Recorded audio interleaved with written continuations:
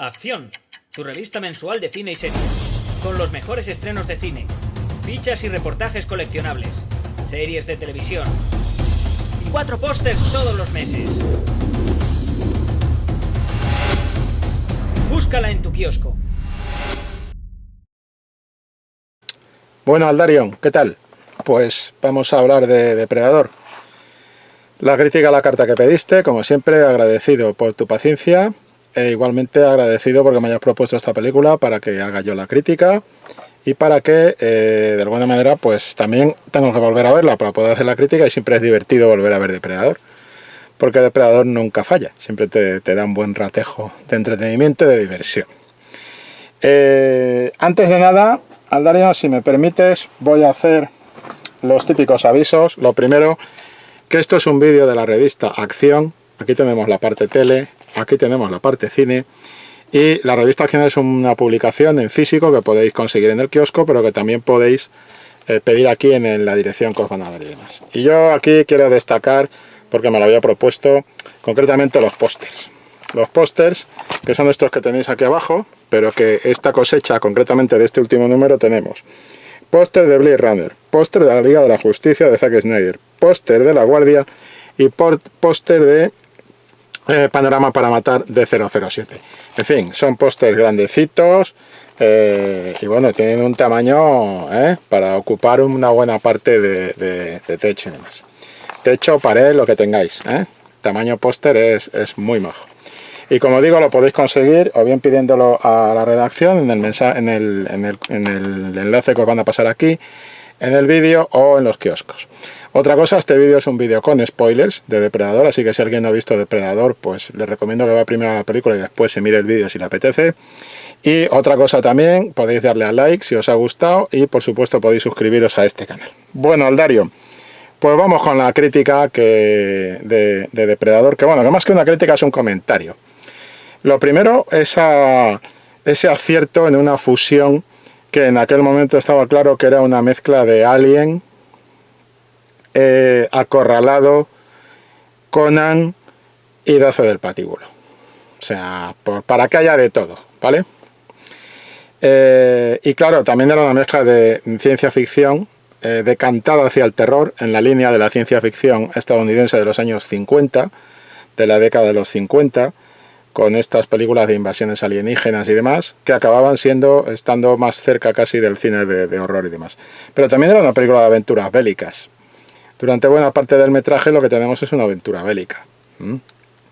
Y de hecho hay un homenaje a la aventura bélica que está en el cómic, que está leyendo uno de los personajes, que está leyendo los cómics del Sargento Rock, que son un clásico de la editorial DC, de la misma manera que después Marvel tuvo el Sargento Furia y los Comandos Aulladores, pues en la editorial DC tenían el Sargento Rock. Y que yo no sé, yo tenía por ahí, pero bueno, tampoco es importante. Pero vamos, el cómic que está leyendo este tío es el del Sargento Rock. Y está claro que el homenaje también estaría, cuando yo digo 12 del Patíbulo, fíjate cómo acaba la película. Hemos dicho que esto es un vídeo con spoilers, como cuando ya ha acabado toda la acción, después de ese plano sobre Arnold Schwarzenegger en el helicóptero en el interior, vamos a tener una vuelta a presentar a los personajes con los rostros, haciendo cierta paridilla delante de la cámara y tal, a todos los miembros de este comando que llega ya a la selva y se acaba enfrentando con el depredador. El tema acorralado me parece que es muy claro. Hay incluso algún guiño con el personaje de Billy, el personaje del indio del grupo, del nativo americano del grupo, que se quita todo el chaleco y tal y se raja en el puente. Muy buena idea que eso ocurra en elipsis, es decir, que no te muestren qué pasa en el combate entre el depredador y ese personaje. Hay gente que criticó en su momento cuando se estrenó, hombre, pero es que había que haberlo puesto y tal. Hombre, yo cuando la vi de chaval también lo pensé, ¿no? Y dije, vamos a ver, podría haberme puesto ahí una peleita rica y tal. Pero fíjate, cuanto más la veo, más convencido estoy de que hicieron bien, de que era muy buena idea, Aldarion, hacer eso en elipsis, o sea, dejarlo en elipsis, dejarlo libremente del espectador. A que el espectador monte ahí su tema, porque hay una cosa que hace muy bien la película, es dosificar. Es todo acción, todo disparo, todo persecución, todo pelea, todo tal, pero se sabe dosificar muy bien porque quiere que toda la parte final, que son prácticamente 15-20 minutos de acción, con toda la persecución final de Arnold Schwarzenegger, el enfrentamiento, el duelo final entre Schwarzenegger y el depredador y demás. Para que eso funcione, no te puedes liar a poner peleas físicas el resto del metraje, porque entonces cuando llegues a esa... Eso le pasaba un poco, si te das cuenta, le pasaba un poco bastante a Rambo 3. A Rambo 3, si estás metiendo todo el rato pumba, pumba, pumba, cuando llegas al final, el gran estallido final de acción no funciona.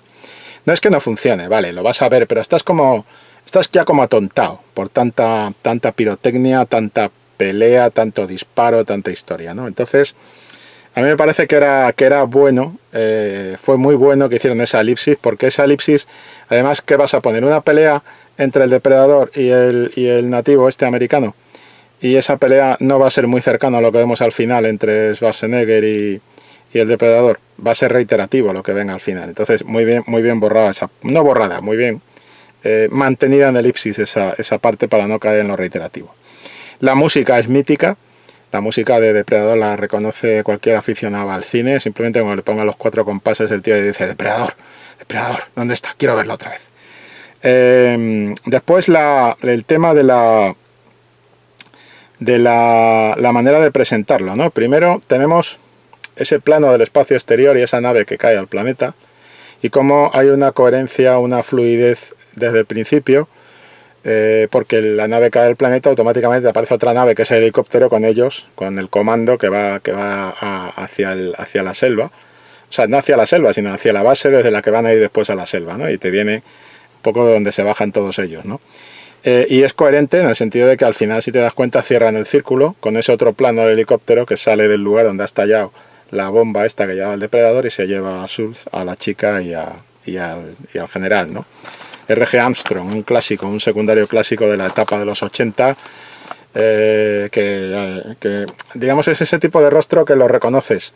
Aunque no sepas cómo se llama, es un actor que una y otra vez representa un cierto papel de autoridad o de en algunos casos villano, etcétera. Pues, y después, como digo, la música mítica, ¿no?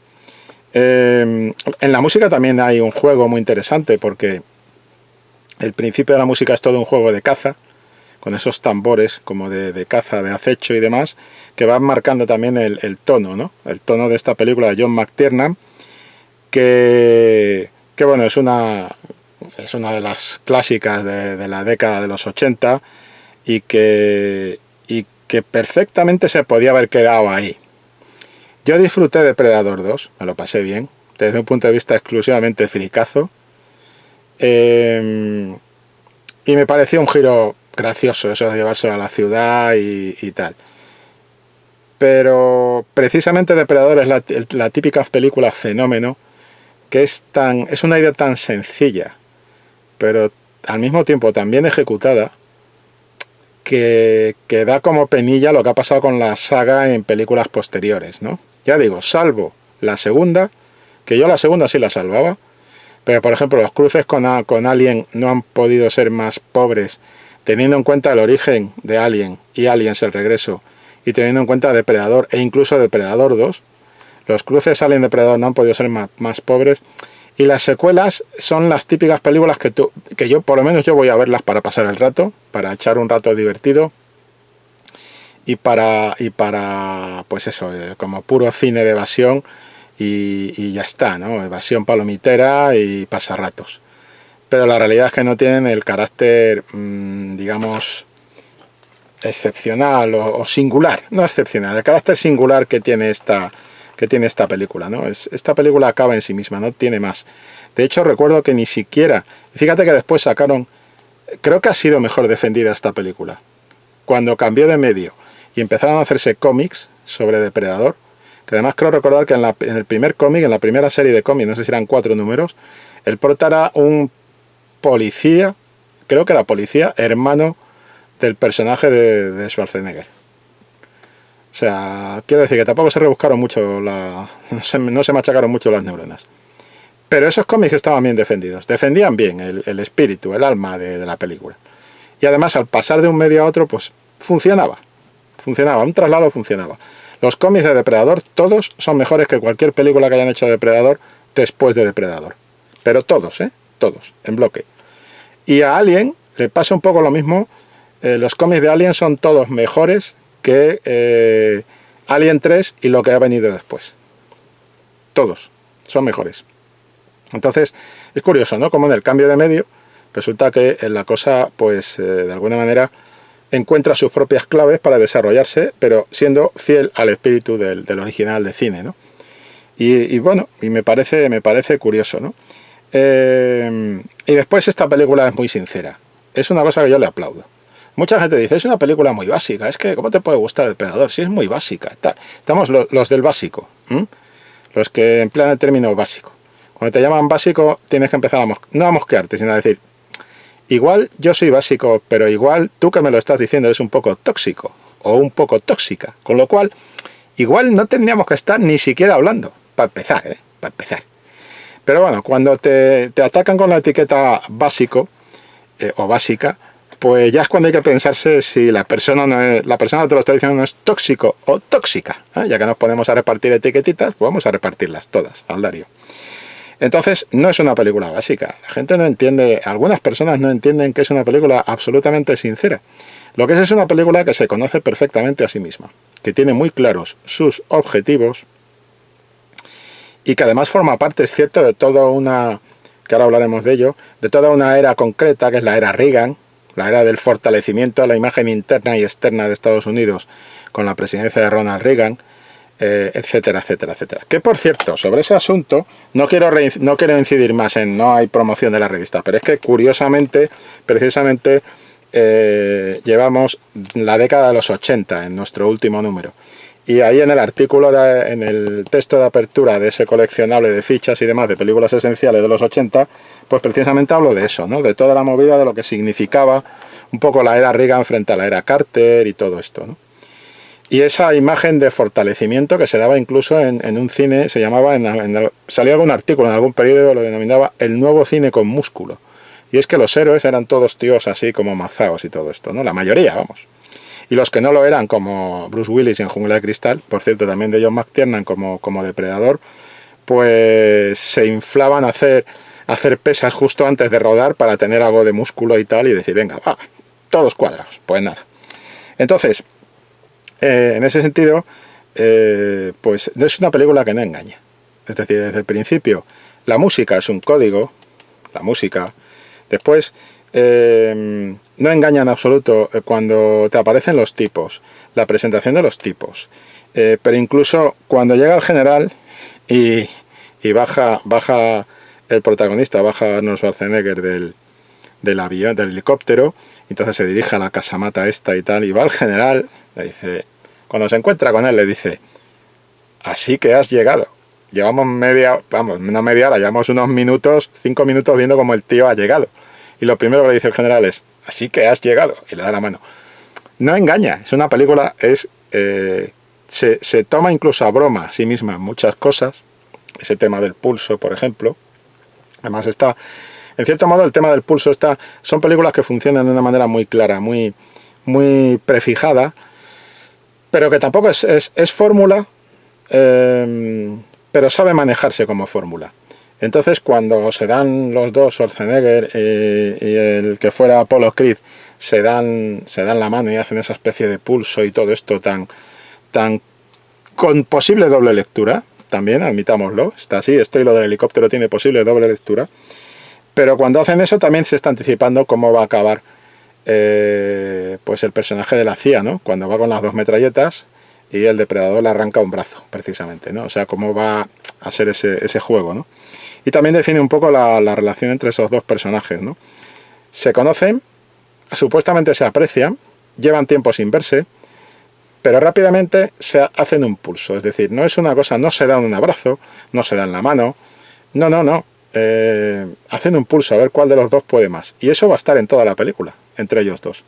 Porque Schwarzenegger interpreta el papel del jefe del comando, pero el de la CIA es el que manda una vez que tomen tierra y ubiquen el lugar. Entonces están todos a las órdenes del de la CIA. El de la CIA ya se sabe que es particularmente torpe por lo que te van contando en la película. ¿Ves? Con muy poco, Aldarion, con muy poquito te han definido la relación de conflicto de esos dos personajes y lo que va a ser el arco de relación de esos dos personajes. Simplemente con esa tontería del pulso. Más allá de las segundas lecturas que se le puedan ver de carácter homoerótico o no.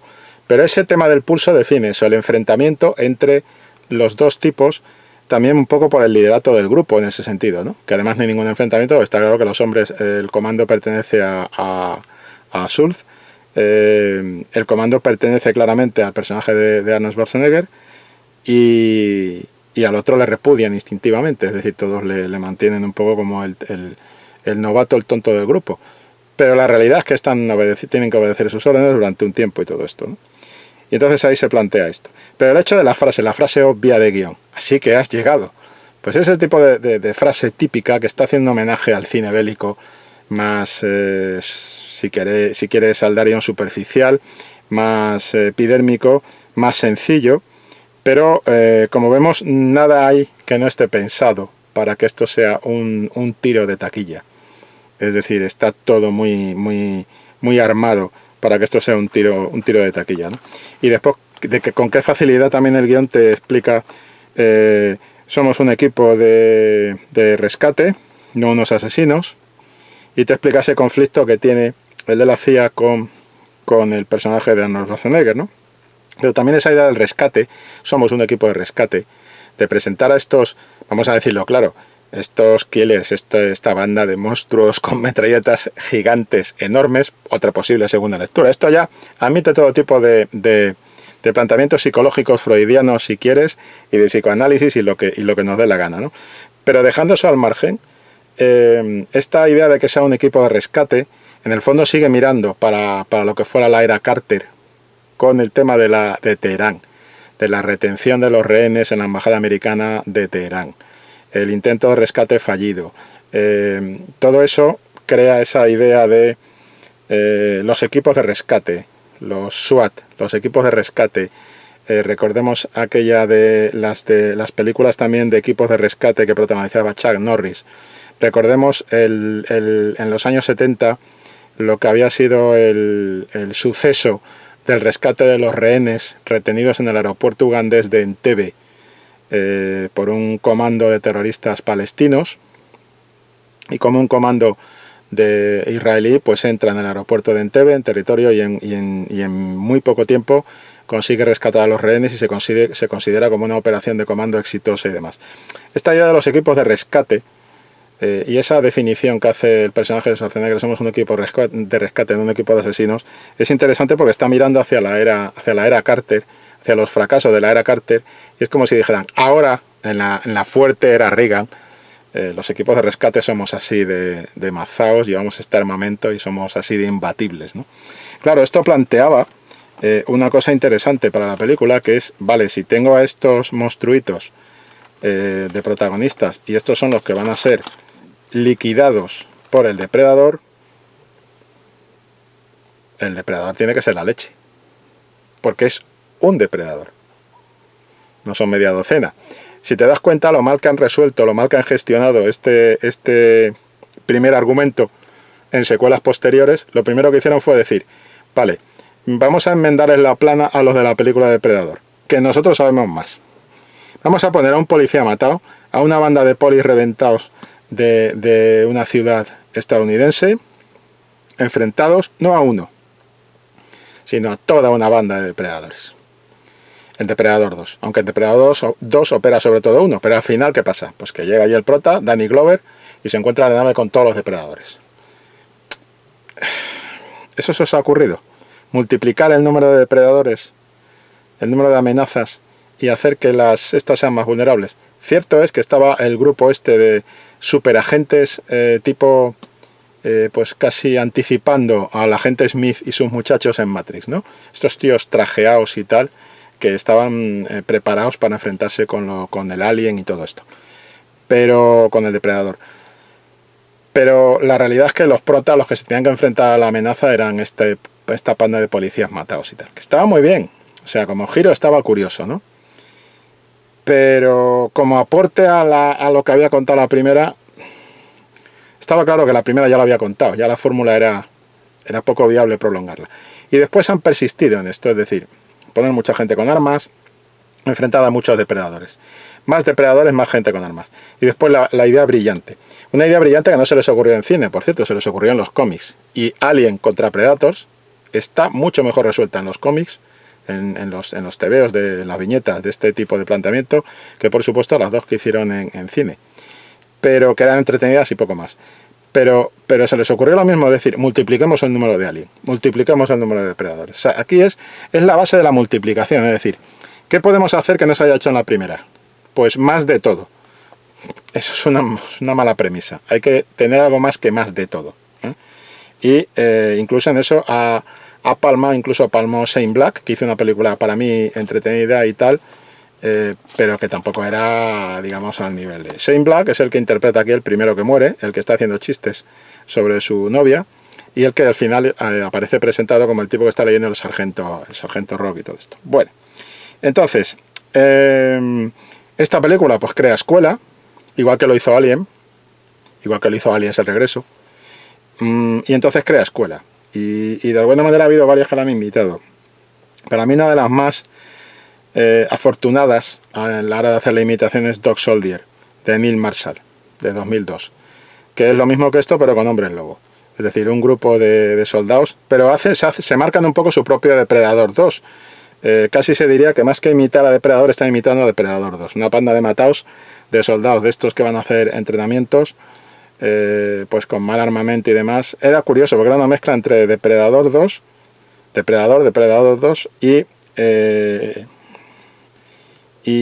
una especie de planteamiento, si se quiere, de salida a lo rural como amenaza, ¿no? Pues eso, en un grupo de soldados británicos enfrentados a licántropos. O sea que encima te metían por ahí también su puntito de un hombre lobo americano en Londres. O mejor de aullidos, más bien de aullidos. Por el tipo de hombre lobo y tal, de aullidos. Para que hubiera de todo.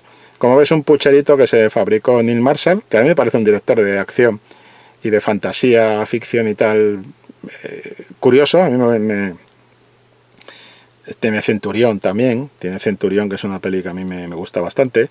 Y bueno, y es curioso, ¿no? Pero digamos que estaba aquí copiando un poco la fórmula de Depredador de manera bastante clara, ¿no?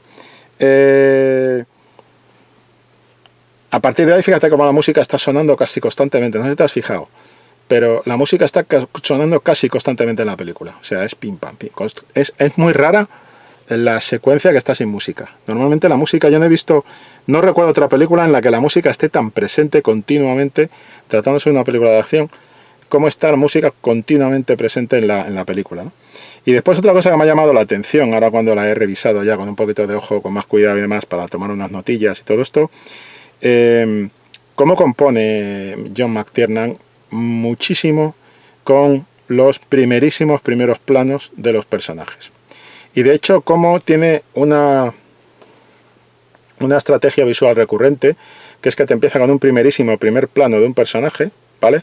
Te lo pone aquí, y de ese va pasando la cámara a otro personaje que está detrás, después a otro personaje que está delante, es decir, cómo te va metiendo dentro del grupo, pero acercándotelos a un primer plano. Y esto lo hace continuamente, lo cual llama la atención por dos motivos. Primero, porque es una buena estrategia para, de alguna manera, equilibrar el peso visual de los planos, de las secuencias, teniendo en cuenta que va a haber muchas secuencias de acción, muchas secuencias de tiroteo, muchas secuencias de persecución, sobre todo en la parte final. Y entonces él quiere distinguir esa primera parte de presentación, el primer acto y la mitad del segundo acto, quiere distinguirlos con esos primeros planos de los personajes, que también sirven para que tú te vayas como espectador identificando con esos personajes que tienen muy poco diálogo, que por el guión de la película, que es una película que dura 1 hora 44 minutos, o sea que dura más de hora y media, pero a pesar de todo tiene poco tiempo para empezar a meter, y no debe de hacerlo. Hace muy bien el guión en no pretender contarnos las historias de estos tíos. No nos interesan las historias de estos tíos. Tampoco hay una presentación tipo 12 del patíbulo. En 12 del patíbulo, no sé si lo has visto, Aldarion, pero si no lo has visto, esto no es un spoiler, porque es la primera secuencia, es una presentación de los tíos que van a formar el comando de 12 del patíbulo. Fulanito de tal, tantos años de cárcel, delito, tal, le va a pasar esto. Zutanito de tal delito, tantos años de cárcel, condena, tal. Quiero decir, te ha presentado los personajes. Tú ya conoces a esos personajes de alguna forma o conoces sus antecedentes. Aquí no juega con eso y hace muy bien. Si te cuenta y te dice que, por ejemplo, los dos tipos que manejan la impaciente, la ametralladora esta salvaje tipo Galdin, tipo Galdin o Galdin, no me fijo muy bien. Estos dos tíos tienen evidentemente un pasado común, un pasado en el cual ellos fueron los únicos supervivientes de una misión. Y ya está, pero te lo dice con un diálogo, simplemente, muy fácil, muy rápido, que anticipa después lo que va a ser la secuencia de acción y todo esto. Pero son solo pinceladas. De Poncho no sabemos nada, más allá de su nombre y de lo que eso pueda significar, de procedencia, pero nada más. De la chica, lo mismo, es una guerrillera, está allí perdida, pero no te cuentan más. Es decir, no hacen... Pero ella sí te cuenta que en los días, en los años muy cálidos, con mucho calor y tal, desaparecían los tíos en mi aldea y tal. Nada más, o sea, lo justo. De Dutch solo sabemos eso, que el tío considera que él hace misiones de rescate, que su grupo no está para cometer asesinatos. ¿Y por qué no fue a Libia? Pues no fui a Libia precisamente por esto y tal, ¿no? O sea, quiero decir, a él le importa sus hombres, son muy valiosos y tal. Más allá de eso son pinceladas, no te profundiza más en los personajes porque no puede, porque, ya he dicho, es una película sincera, ni pretende ser lo que no es, y además sabe que está jugando con un argumento de serie B, de mezcla de géneros, de fusión de géneros, y utiliza muy bien ese argumento de serie B. Y entonces, como es una película claramente que sabe a lo que va, pues no pretende profundizar en la psicología de los personajes contando su pasado, que sería una herramienta muy obvia y además nos molestaría a todos. Entonces, no hemos venido a ver esto, y por eso John McTiernan con esos primeros planos te va haciendo que, de alguna manera, por lo menos identifiques más, conozcas más o entres más, empatices más con los personajes, ¿no? Puesto que a través de diálogo de su pasado, de sus historias, te puedes empatizar. Y después hay un plano muy curioso en este sentido de cómo utiliza también el primer plano, y el primerísimo primer plano es un plano en el que están Dutch y Billy, el nativo americano y el personaje Schwarzenegger, están hablando justo más cerca de la cámara, los dos juntos, y arriba al fondo se ve sobre ellos, en un ligero contrapicado y desenfocado, se ve perfectamente al personaje de la CIA, que es un poco, está completamente separado de ellos, porque para marcar que no forma parte del comando y que además él sabe algo que ellos no saben y que nosotros tampoco sabemos, porque aquí no se juega con esa baza de Hitchcock de el espectador sabe más que los personajes y tal, muy poco más. Otra cosa interesante, el tema de la visión del Predator.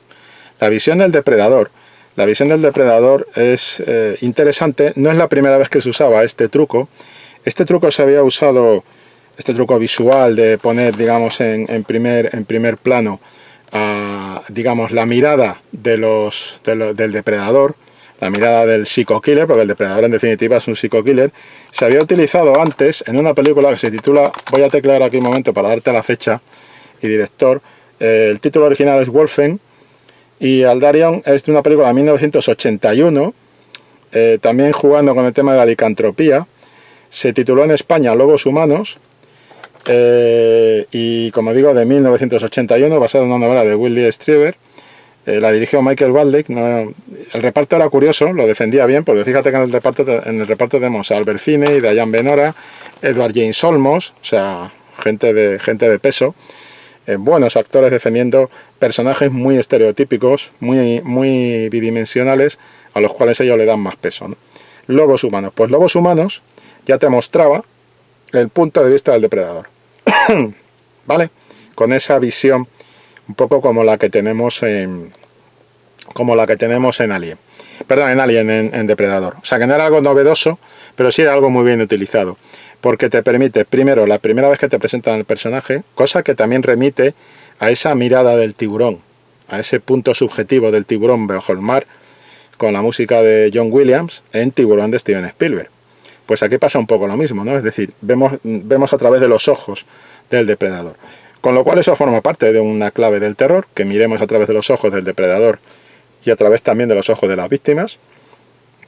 Pero aquí también permite presentar al depredador por primera vez y presentarlo desde su punto de vista. Y me refiero a que primero tenemos ese punto subjetivo, pero después cuando uno de los personajes, cuando le clava el cuchillo al escorpión y después se lo quita con la bota, eso va a servir para que el depredador vaya a coger el resto del escorpión, le dé la vuelta y se vea la garra.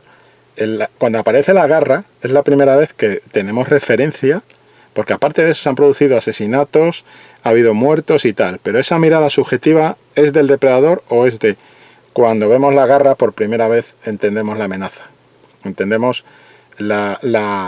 queda clarificada, terminado el ciclo de presentación de que esa es la amenaza, esa mirada de punto subjetivo que estamos teniendo, ¿no? Y como el depredador, eso permite presentarlo en fases. Si te das cuenta, la mirada va a ser muy importante también, porque la película hace, digamos que hace como un giro, ¿no? Hay una evolución. Al principio vamos a tener en toda la parte de los humanos defendiéndose del bicho, vamos a tener esas secuencias del tiroteo a lo bestia con todas las armas allí disparando, pero después, cuando todos van siendo asesinados, el personaje protagonista de Arnold Schwarzenegger es Dutch se va a convertir en un tipo primitivo, ya sin escopeta, sin armas, o sea, con armas, pero con armas fabricadas, el arco, las lanzas y tal.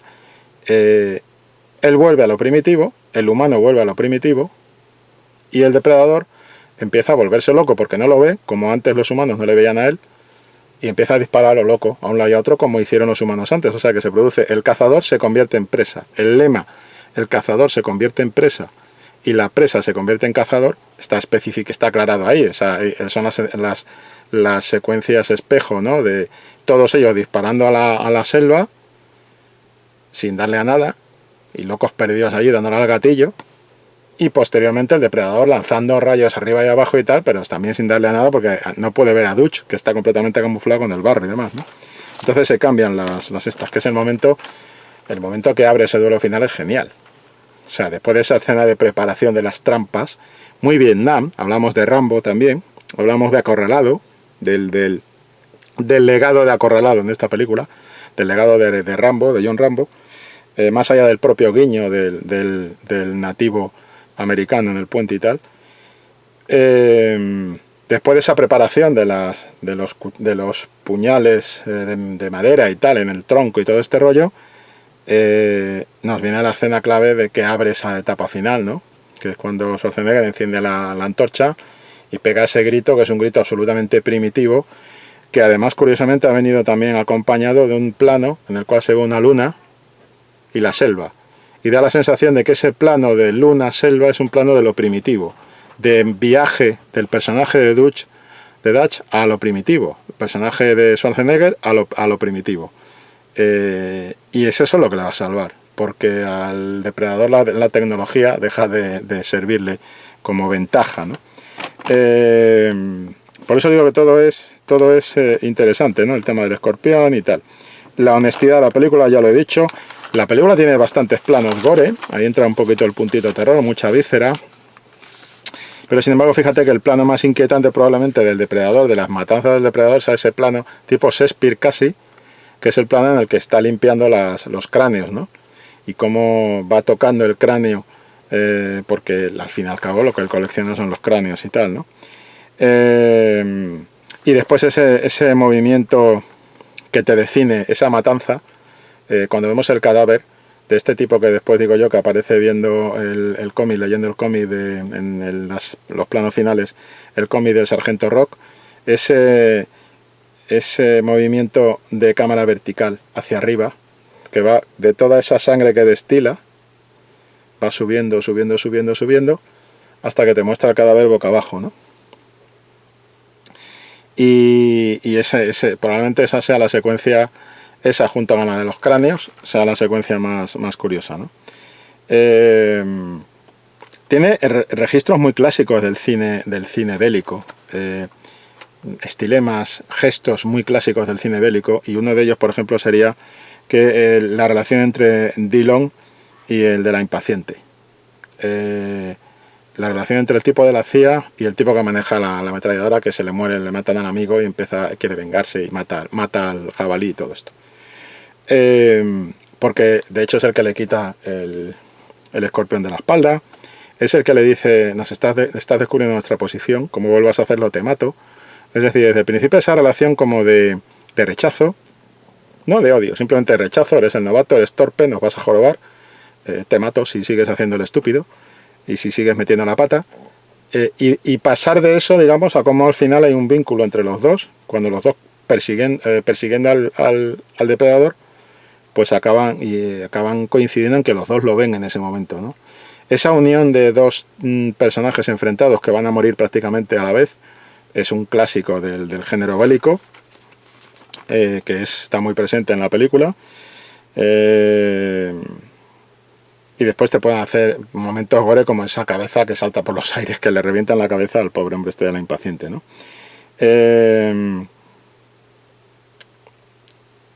Y también tenemos un poco lo que es los planos, ya he hablado de la elipsis en el plano, en la secuencia de Billy.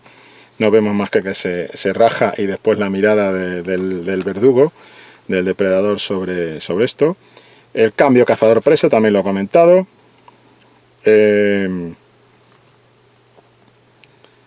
Y bueno, como en ese momento el depredador es el que pierde, digamos, los papeles. Los casi 20 minutos, y no son 20 minutos de pelea final, también muy clara. Ah, bueno, y que esto, en el fondo, ese cazador que se convierte en presa, también está aludiendo a la novela, para mí, para mucha gente, la novela fundacional del tema de las invasiones alienígenas de la Tierra, que es la Guerra de los Mundos. En la Guerra de los Mundos,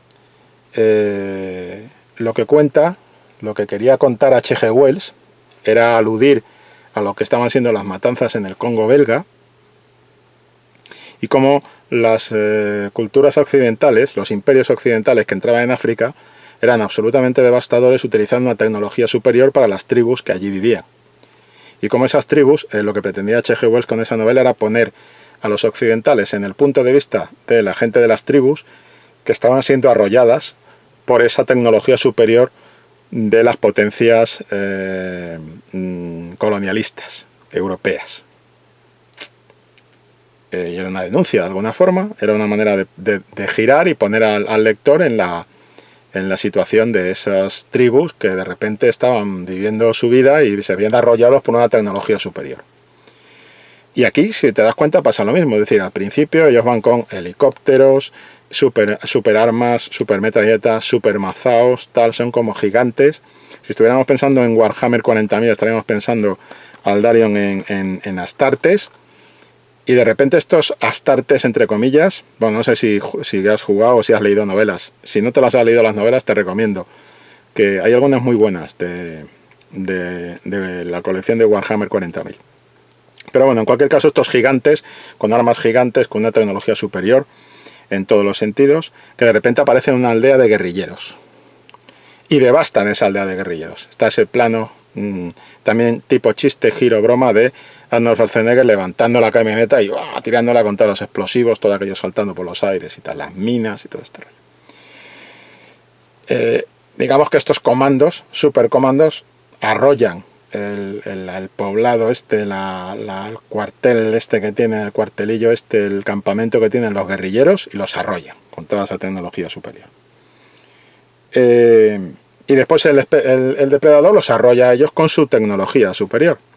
Y al final todo se da la vuelta y Arnold Schwarzenegger tiene que como ir hacia atrás, involucionar, convertirse en un salvaje de arco y flecha, y por eso está ese grito con las llamas y todo esto, que es un plano genial de McTiernan, primitivo total, para enfrentarse a esa tecnología superior que arrasa, digamos, que está dispuesta a barrerlo, ¿no? Y ahí tenemos esa bomba con esa alusión al tema del hongo atómico al final, ¿no? Y está aludiendo un poco a eso, a la novela, a la premisa de la novela de H.G. Wells, La Guerra de los Mundos, con lo cual ese guiño pues está muy bien, ¿no? Y después pues es una película que tiene mucho guiño a Vietnam.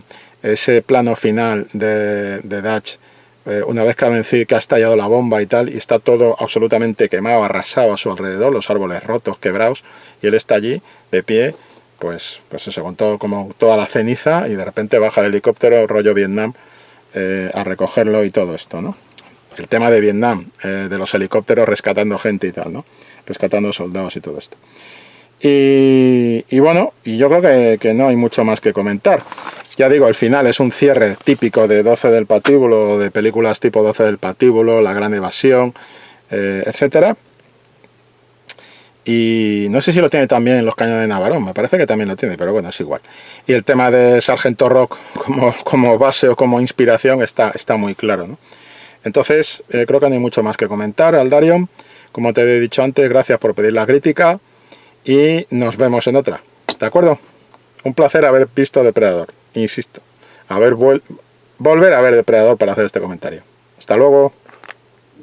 Acción, tu revista mensual de cine y series, con los mejores estrenos de cine, fichas y reportajes coleccionables, series de televisión y 4 pósters todos los meses. Búscala en tu kiosco.